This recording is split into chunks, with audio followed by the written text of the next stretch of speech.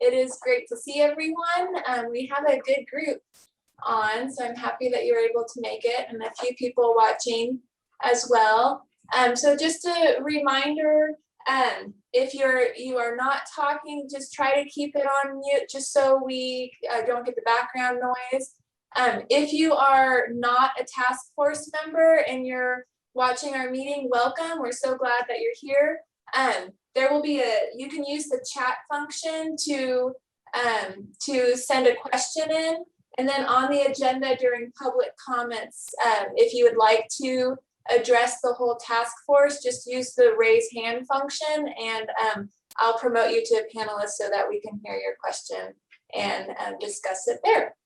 And then just one more note, we do need to be finished right at 5 p.m. The Zoom link that we're using will be taken over by another meeting at 5. So I'll try to keep us on track, but want all of the discussion possible towards this document that we sent you last week. So with that, who wants to kick us off? Who has the initial question or comment? And we'll go from there.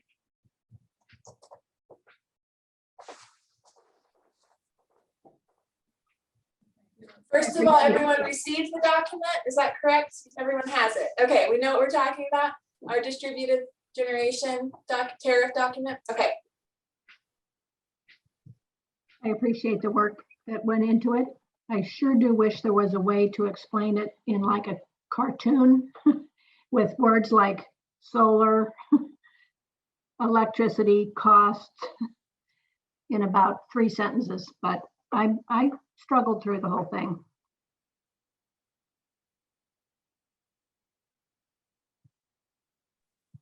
Well, thank you. We'll think about that.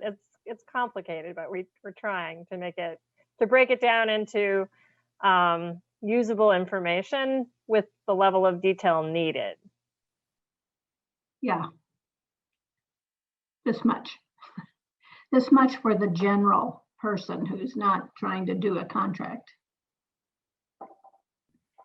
I was sure excited when I began reading through all this, and I've spent the last couple of days trying to go back through and watch all of the videos, Lisa, that you put together for us so that we could have a greater understanding of what all these tariffs are and what our hurdles could be and options. And I found that incredibly informative, and it's a lot of great information out there. But as I just first started opening up that document, like my heart started beating quicker just seeing the word tariff, because I know that much like Pat was saying, like being able to boil this information down to something that is manageable and understanding. The word tariff to me feels like, you know, what led to the Tea Party. So I saw in there a note that the term potentially was going to be the service availability fee, which I really liked. I spent some time kind of trying to come up with other options that would be able to communicate what this was without it sounding like something that it's not, or giving it kind of a bad taste. So I appreciated that context on that first page. Yeah.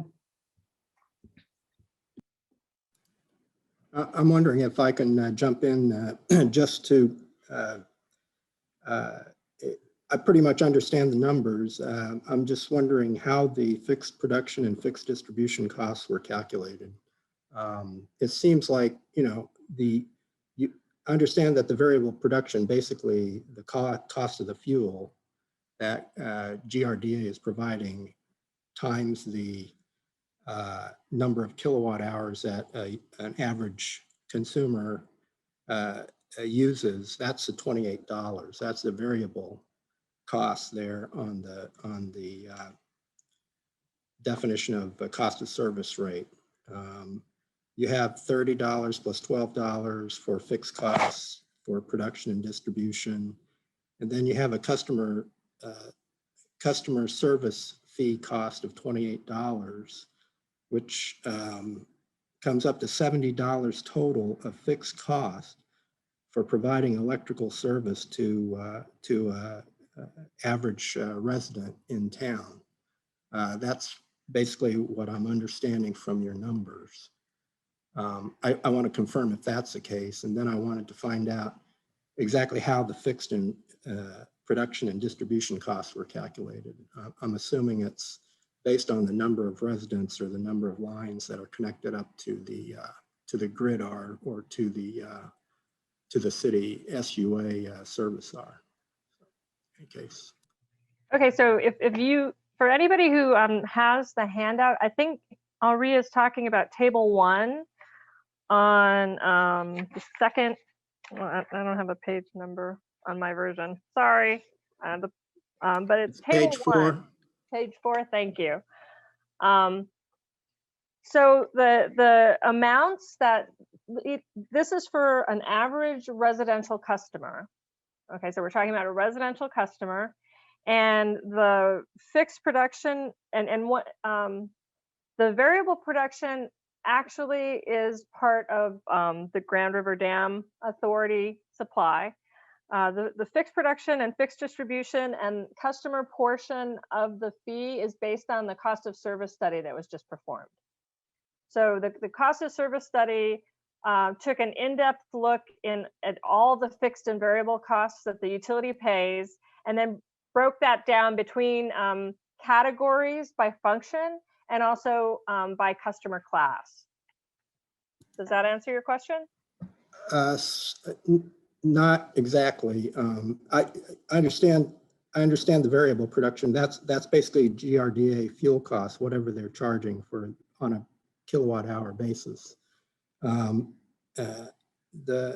$70, that's what's amazing to me, is for an average resident, out of his total bill, there's a $70 of fixed cost to it, which seems quite high, but maybe I'm, like when I look at my Oklahoma natural gas bill, if I don't use any natural gas during the month, I still have this customer service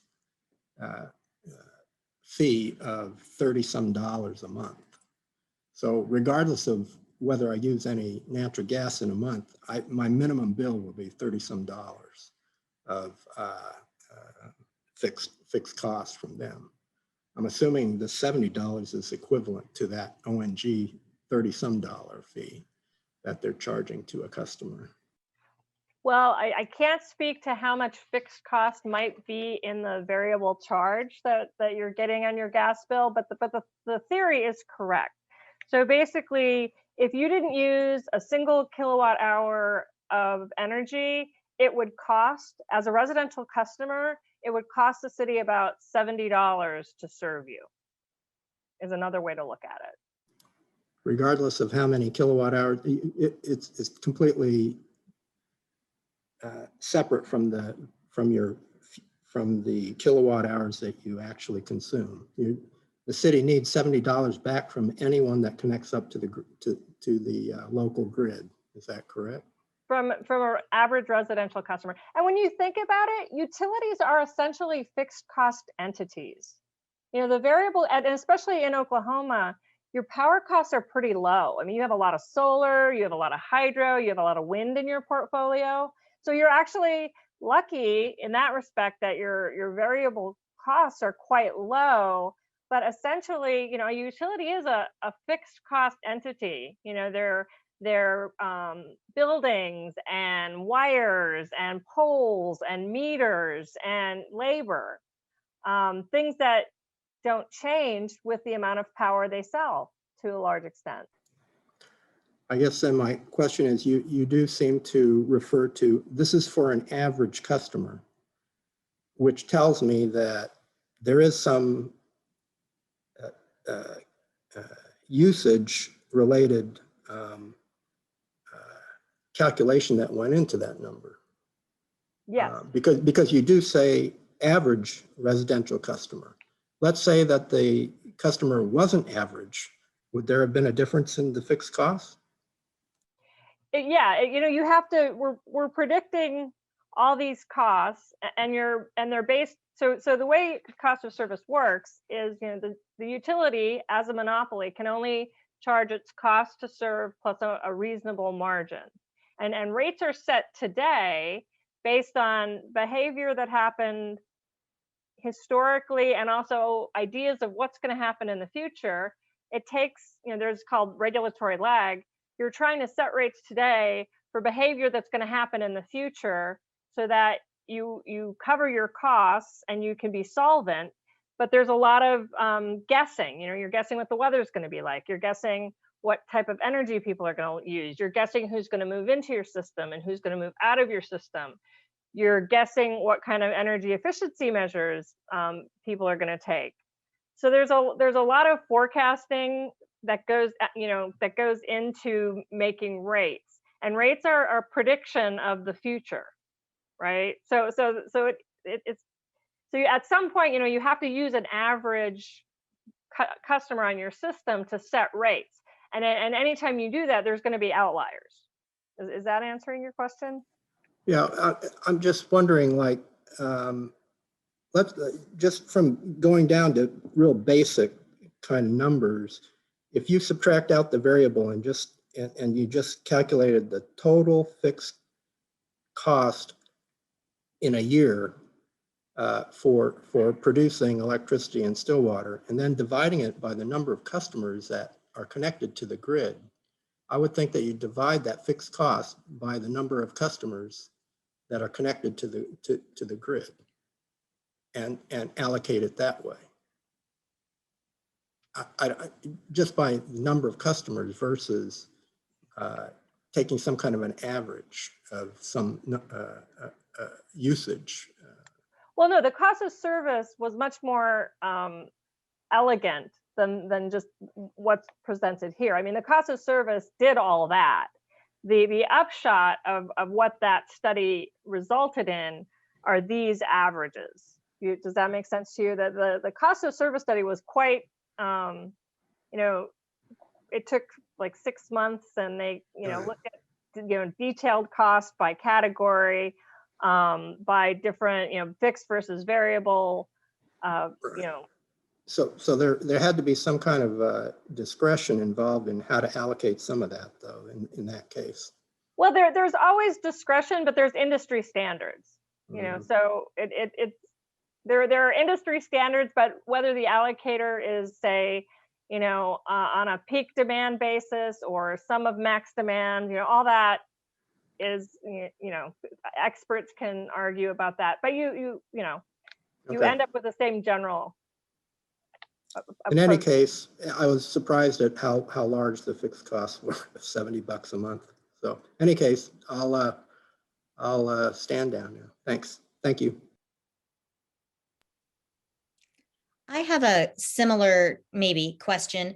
I noticed that throughout the entire document, everything is based on an average residential customer who might be considering doing some kind of renewable energy, solar or wind or something.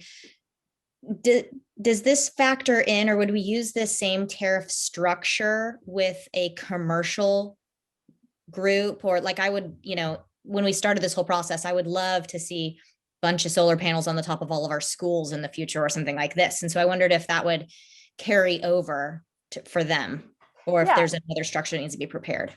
In the appendix, I think it's the second appendix B, as in boy, the tariff is applicable to 3 customer classes: residential, general service, which is small commercial, and light power and light secondary.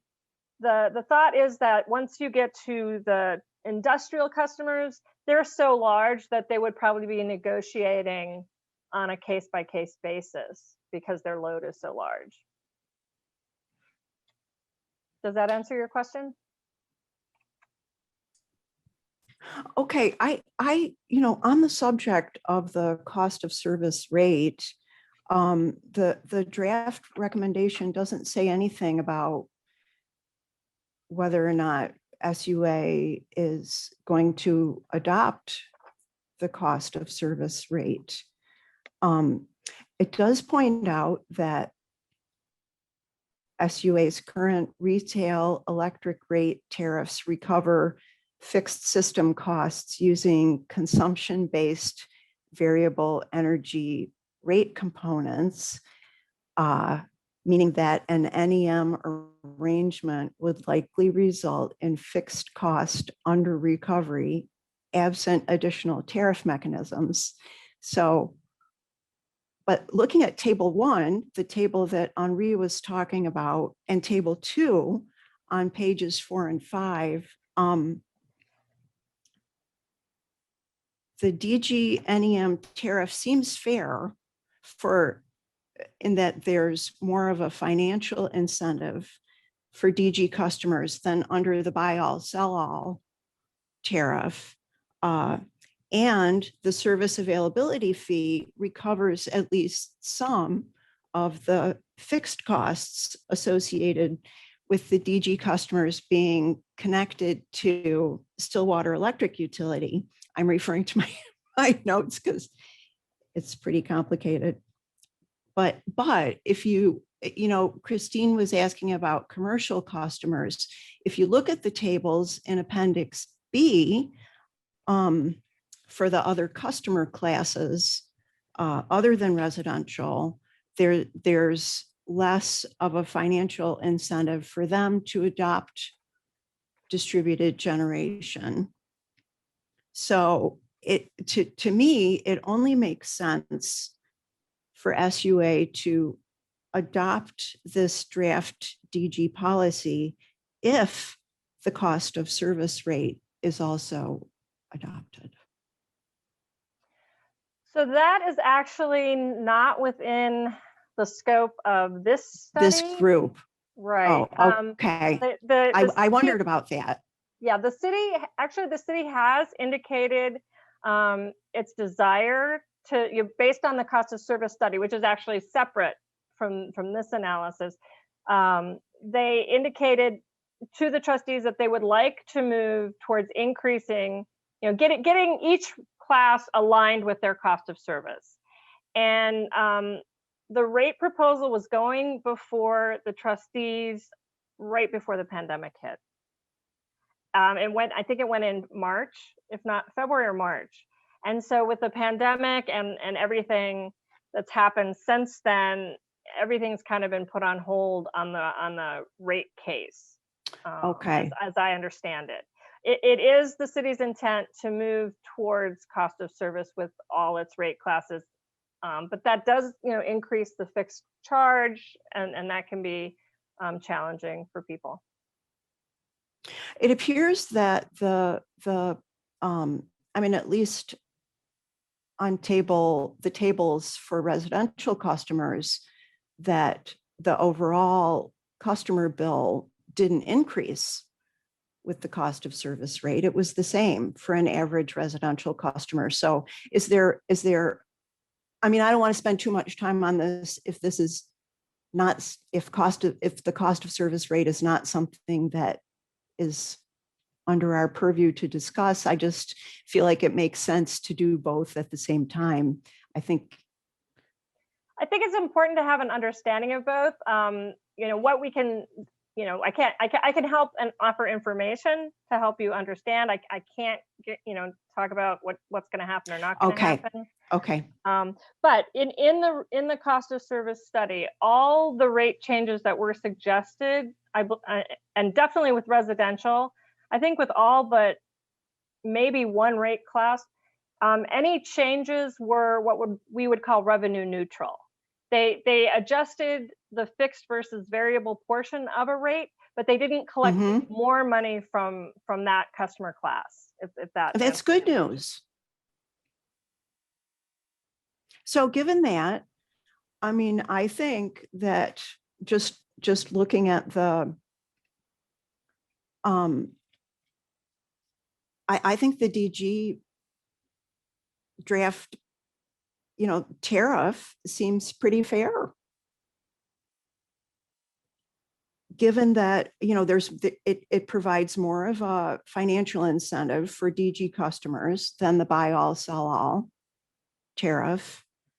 And the service availability fee recovers at least some of the fixed costs.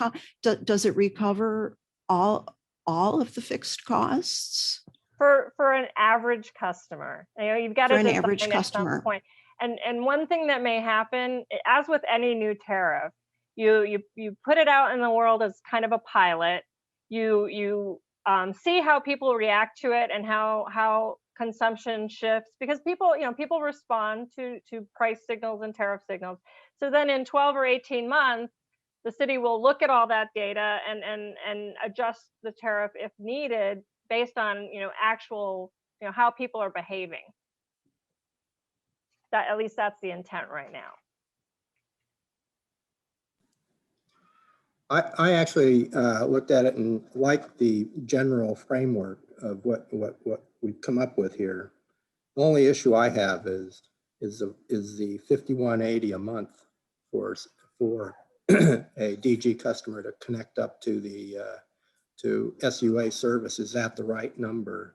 And one thing I was thinking about is for a DG customer that has a large installation, that 5180 is probably very reasonable. I mean, they're going to do quite well.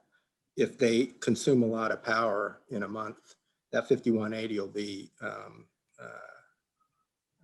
will be spread out over that large amount of consumption. For someone that's using like the 500 kilowatt hours per month or something, or installing a small DG installation, that 5180 becomes more of an issue.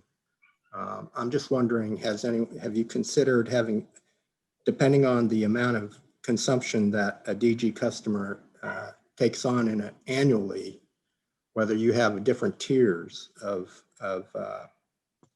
this service availability fee, so that you can adjust it based on how much power they actually consume in a year. Now that's going back to actually sort of taking into account that variability, that usage variability, but which you didn't probably want to do with the fixed cost. But I'm just saying that in order to make it more financially viable for a smaller installation versus a larger installation, the 5180, the $42 recovering the fixed production and fixed distribution. I'm just wondering if we can come up with a tariff that's adjust to the size of the installation.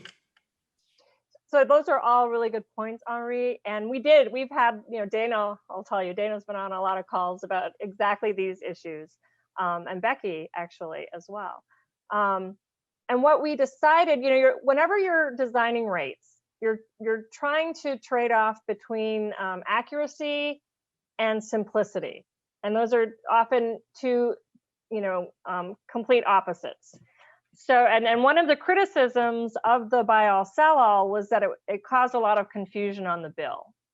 So in order, you always have to kind of split the difference in rate making.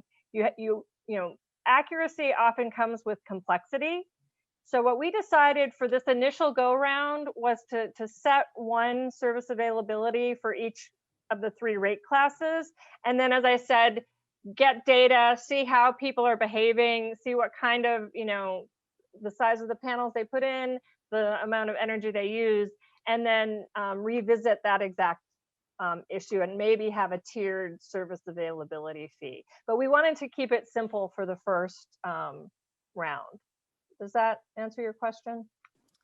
Yeah, I went through some numbers, just some numbers on a typical installation with like the 300 kilowatt hour, 300 kilowatt type of, let's see, you had 2 cases, 3 kilowatt versus 5 kilowatt DG installation, and payback period turns out to be something on the order of, I would say, 15 to 20 years.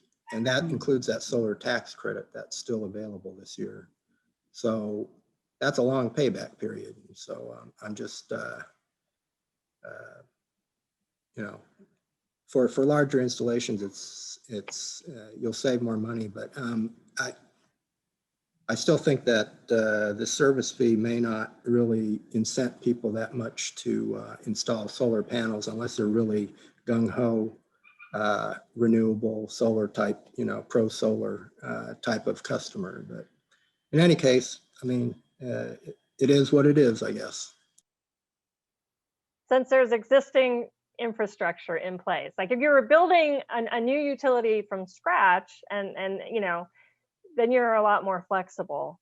But you have a very long-standing utility from the early 1900s, correct? 1901.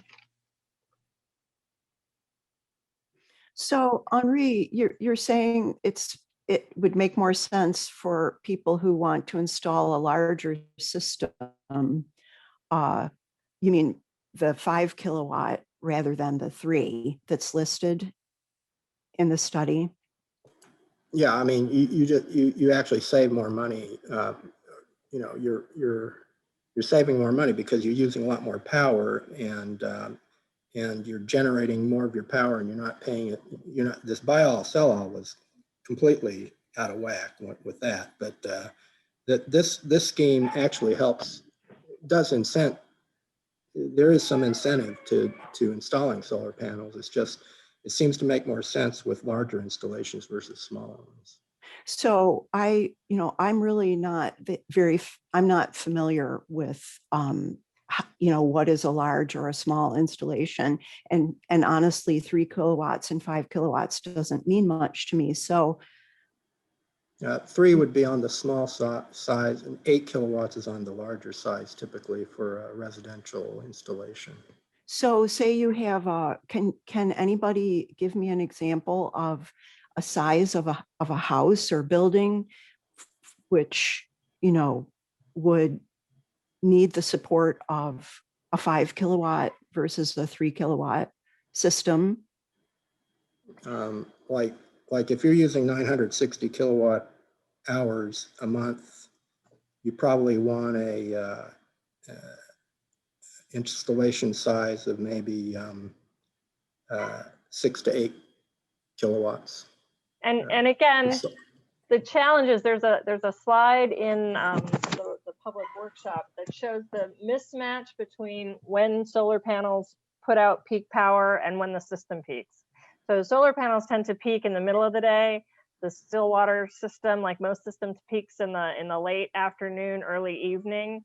So unless you have storage, solar plus storage, there's always going to be a slight mismatch because at night you're going to need to take from the grid.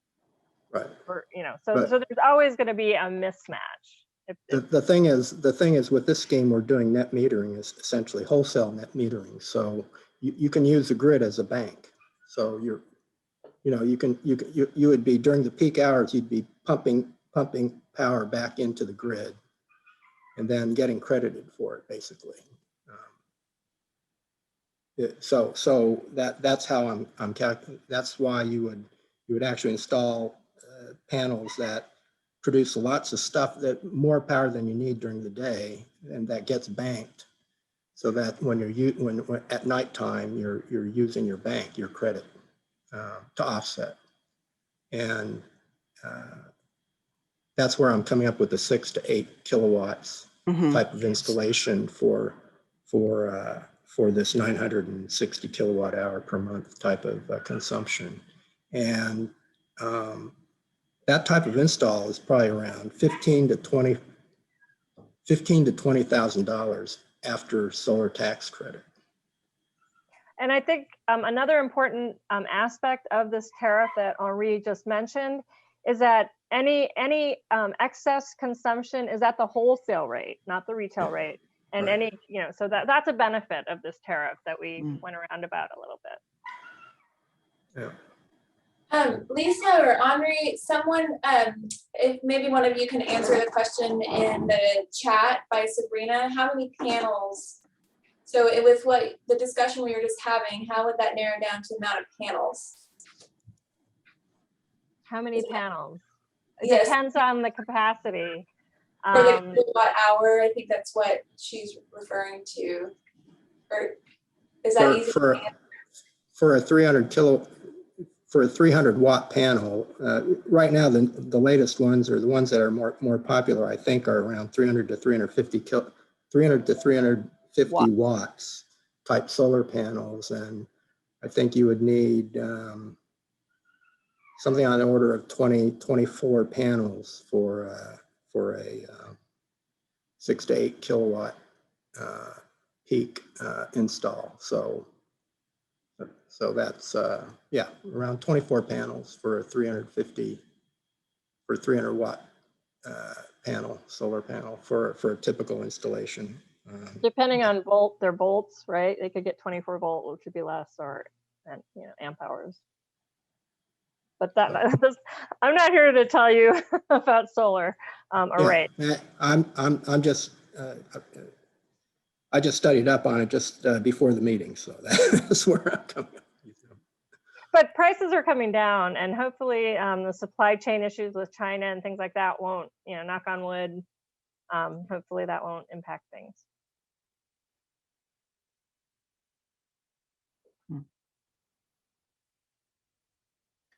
Oh, hey, Lauren joined us. So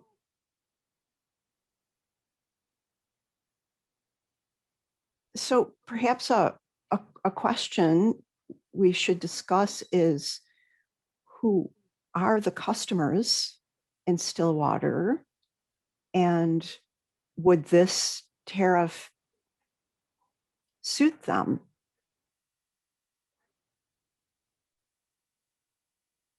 Well, that was our goal.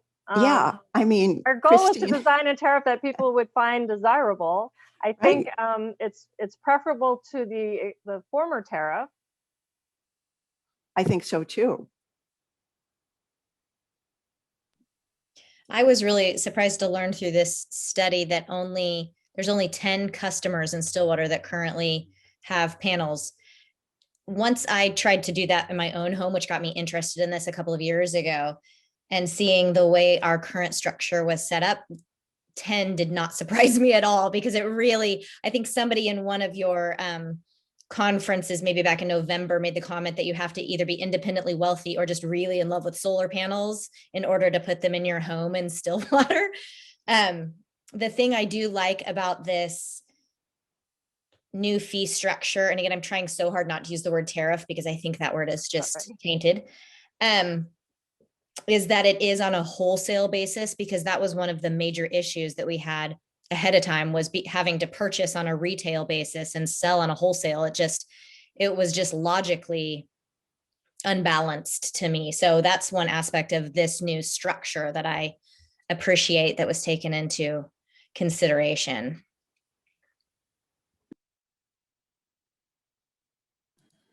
My only comment to that one is, I always thought that maybe rather than having this fee structure, the service availability fee, if you were charged retail for the power that you consume from the grid, from SUA at the retail rate, and get reimbursed if you provide power to SUA, you could be paid at the wholesale rate. But if you got rid of the service availability fee, or maybe lowered it to a much smaller amount, that would actually make sense. Because the fixed costs are part of that retail rate that we're talking about. So I always thought that would be an easier thing to do, which is to go ahead and have a customer that draws power from the SUA pay at the retail rate, but his DG installation, if it generates power back into the SUA grid, get reimbursed or credited at the wholesale rate. That's what I always thought would be a more fair solution. But in this case, doing wholesale on both ends means that you're just extracting that fixed cost and putting it into that service availability fee. That makes sense as well. But I bet that the retail wholesale type of net metering could have been more attractive to a DG customer. I think they would have saved more money. And yeah, they would probably, correct. They would definitely prefer that, but we also have to be prudent about cost recovery and equity among customer classes and customers, types of customers. So those are counterbalancing considerations.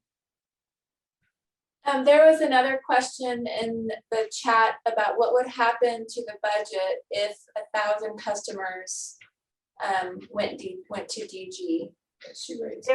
If 1,000 residential customers went to DG and they have the average residential customer characteristic, nothing would happen. The utility would be recovering its fixed costs and life would go on.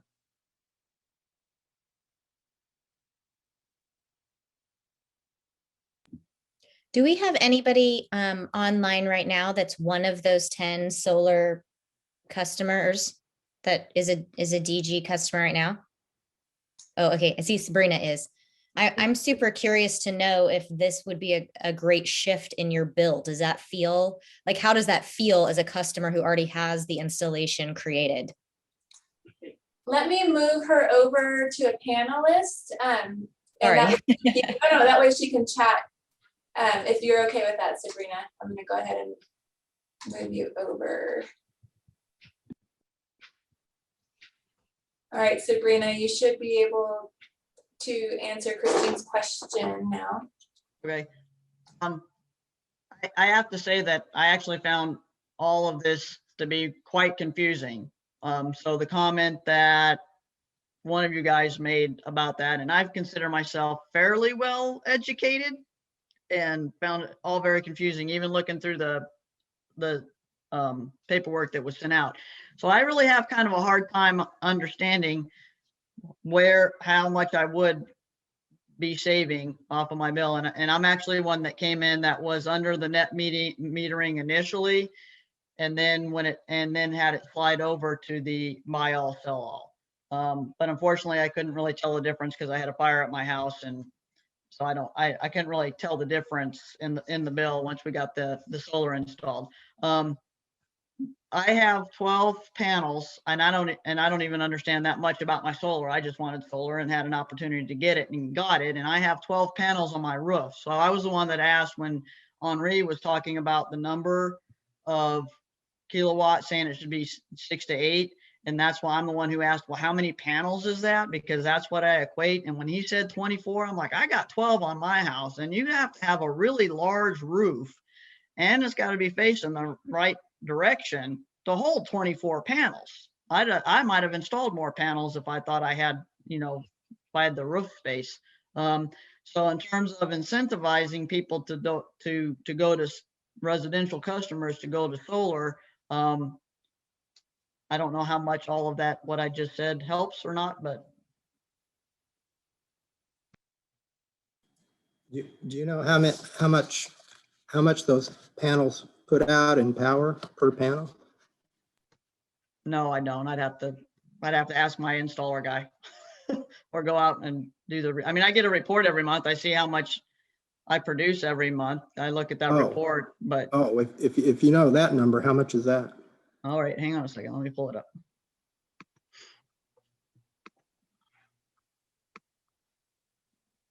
While Sabrina's doing that, one of the reasons the city council put off adopting the cost of service study was that we felt that we needed much more education for citizens about fixed costs and variable costs. And I think Sabrina's comments are just right on target. We have to get out and figure out a way. We just must figure out a way to make this understandable. I don't see a person on the screen here that isn't an intelligent person. And this is tough to wrap your head around. And we just have got to figure out how to communicate this in a way that a person can look at it in about 15 minutes and get the basic understanding. 15 minutes or less. So it looks like in February, my peak power was around close to 2.5 kilowatts an hour, kW kilowatts. I don't know if that answers the question that Henri asked. Is that per hour? So you have a reading that gives you the power out every hour? Yeah, well, it says peak power was like 2.38, and for that week, I produced the energy produced for the week. So February 1st to February 7th was 65.3 kilowatt hours. Oh, okay. So say you multiply that by 4 to get your monthly output. Well, of course, it depends on how cloudy it is, because the next week Right. evidently it was really cloudy because I only produced 8 kilowatt hours, 18 okay. kilowatt hours. I mean, pretty big variance. So Okay, well. Hmm, but that's why the peak showing the peak, it was 2 point, right. it averaged between 2.35 and 2.43. And you had how many panels? I have 12. 12, like 2.3. Okay, so it's probably like a 200 watt panels you have there, something like that.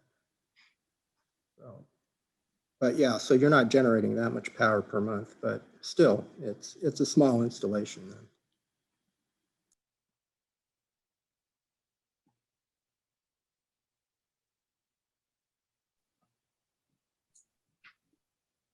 My question Well- is, like Christine, you considered putting in panels. Would you now start to seriously consider doing it now with this type of schedule, DG tariff schedule? Would it become more attractive for you to do it? I think it would, yes. I mean, I don't know, the analysis between the two makes a lot more sense. But again, it's that startup initial cost, and it's such a hard thing to make a decision about because technology is changing so quickly, and you're asking questions of Sabrina that are so legitimate. And I would love to know, when her panels went in versus what the technology is now to see how we build it up, which is something we can't factor into this concept, is when people want to do that. And as time changes technology, how, people will adapt to it. So I think right now, it's still going to be tricky to meet somebody asked a question, if 1,000 customers came on board. I think that would be awesome, but very difficult at the current, cost structure for initially putting on solar panels. But as technology got cheaper, I think that's what we need to be really thinking about when it comes to this whole thing, because it will make a shift once, Elon Musk or whoever decides to make this a true priority. So. Well, and something to consider for the task force, other utilities have set up programs, which is called, like, they refer to it as on bill buying, where they set up a deal to provide customers solar panels and then charge them and recover the costs on the bill over time. So that would be an initiative that the task force may want to look into. So it allows people to get the technology and pay for it through the utility. And there's all different ways that can be, structured.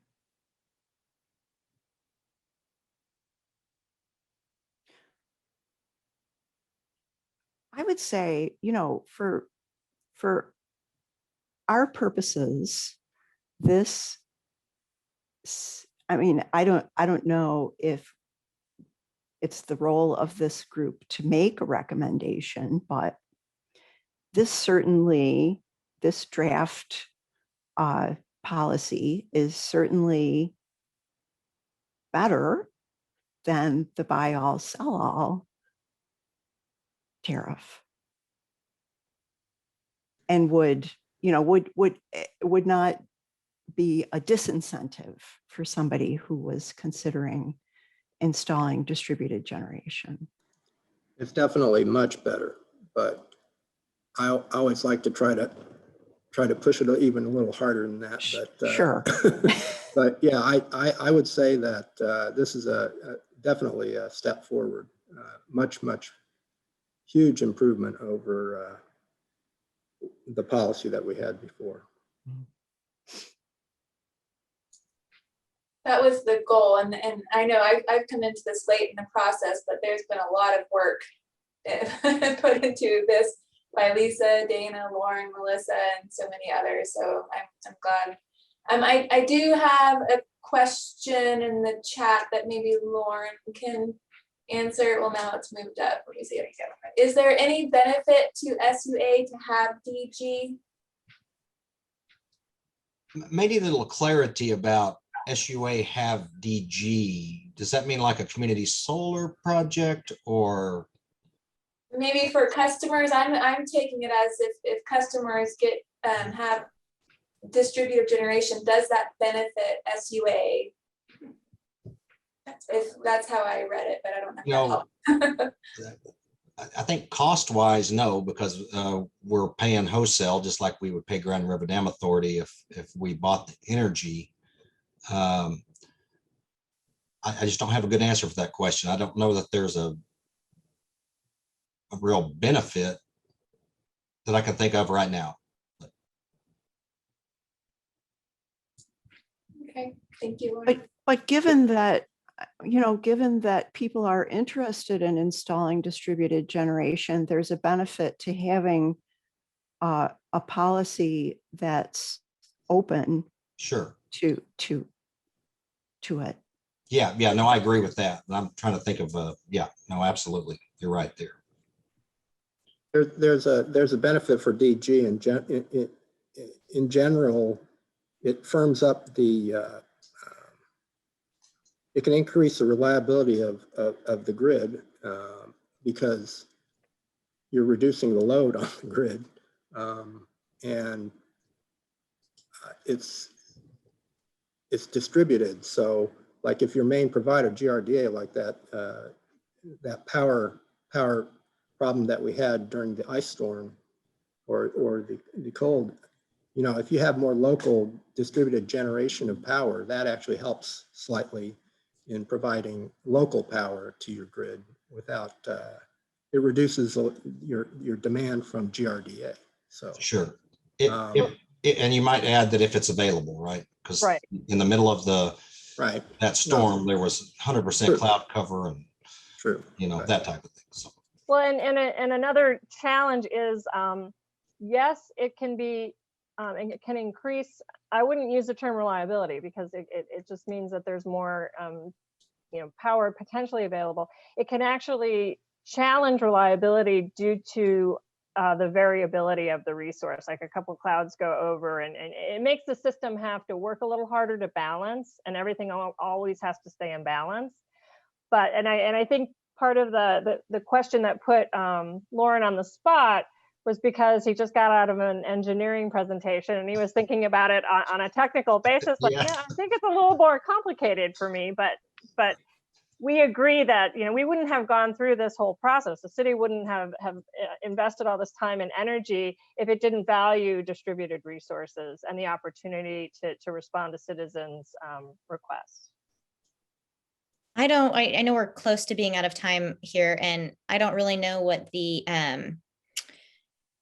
I guess the goal of us reviewing this policy is, but one thing I would really like to stress moving forward with this draft is language on it. My background is in communication and in image management, and what Pat was saying about making sure people understand within 15 minutes what we're trying to accomplish is really important. And just looking through like the section 3 that goes into what the description of the tariff is, that a lot of that language is really a buy-sell agreement, and it's about that service availability fee. And I fear that in using some of the terms that we have in this current document, it kind of leads astray to what the goal is or what it really truly is trying to create.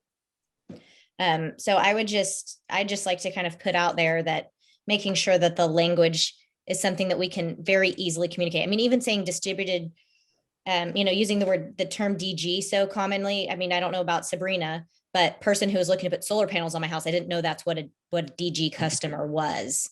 So I think there can be a breakdown between those in the know and those of us who are just regular citizens. Regarding communication, and this occurred to me when Pat was talking, but we got talking about something else. There were, in Lisa's presentation from was it November? There were some excellent graphics that I think could be helpful in explaining what distributed generation is, and could also be helpful in explaining the draft policy. I think that's a great suggestion. What I'm hearing is just to use simple language, plain messaging, plain language. That seems to be a trend in what I'm hearing right now. Is that correct? Just so I can make notes and just make sure it's readable to anybody, understandable. Okay, that's good input. Any other, we have about 6 minutes left. I mean, is there anything that we have not yet discussed or something you want to follow up on to make sure we know or we're aware of before we conclude? Henri, did you have something? Yeah, there seems to be this question about why even provide this, why even provide the service to residents, the DG tariff or the DG service. There's a fellow that keeps on bringing that up, and maybe it's not so apparent right now, but there's going to be a lot of progress in bringing down cost of solar panels, like Lisa's been mentioning. I mean, there's new developments with 400-watt panels that are just coming out this year, and it's going to become more and more attractive for people to be. It's going to become more affordable to put up these panels, and maybe the payback period will be much quicker as time progresses in the next few years. So having this available to the residents, I think, is necessary, is a good thing. It's going to happen over time, and so we might as well face up to it and come up with a good policy now versus wait and let technology pass us by. And on the subject of education, you know, I would be interested in knowing how City of Stillwater could communicate with people about this. Doesn't need to be, you know, in an answer today, but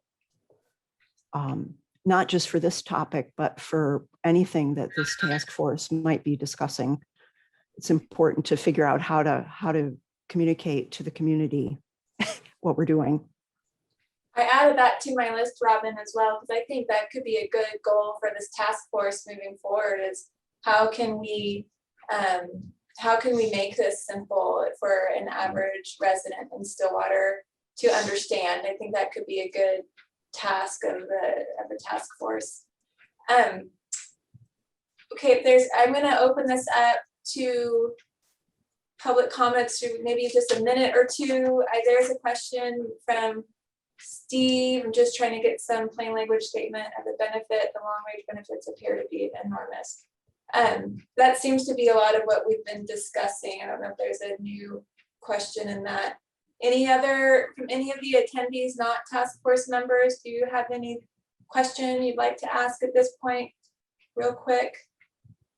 If not, okay, I'm gonna move on. Anything else, last minute comments, questions, thoughts for Lisa or Lauren or Melissa or myself or Dana? There's lots of good.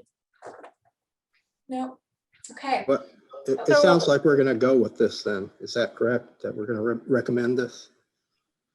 That was As the task force. Lisa, did you, I mean, I saw you taking lots of notes during it with some of the comments. I mean, yeah, that was my question. Part of the setting up the special meeting was to have the task force have an opportunity to give input before we finalize the package we present to the trustees. So we'd like to have any guidance from you towards that. Yeah, the overall themes I was hearing was if we could simplify some of the language, even possibly remove the word tariff, could be good, but also that this is much better than what it was, but there's always room for making it even better. So, I mean, that was some of the themes I was hearing.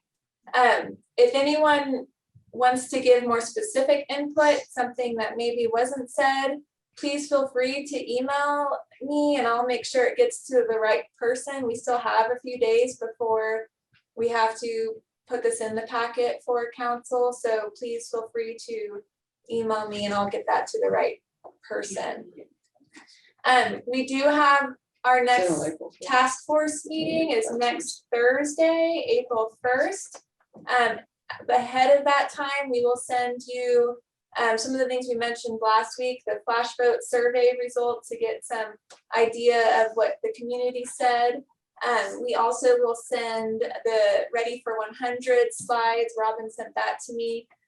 And then come with ideas for goals. I think a lot of what we discussed today with education and with simple language and how can we even make this moving to DG more incentivized for an average customer. I think those are great goals and we can discuss that next week as a task force. So with that, it's always good to see each of you. Please email us if you have a question or any comment that was left unsaid. But I hope you have a really, really great evening and thank you again for your time today. Thank you, Thank you. everybody. Thank you.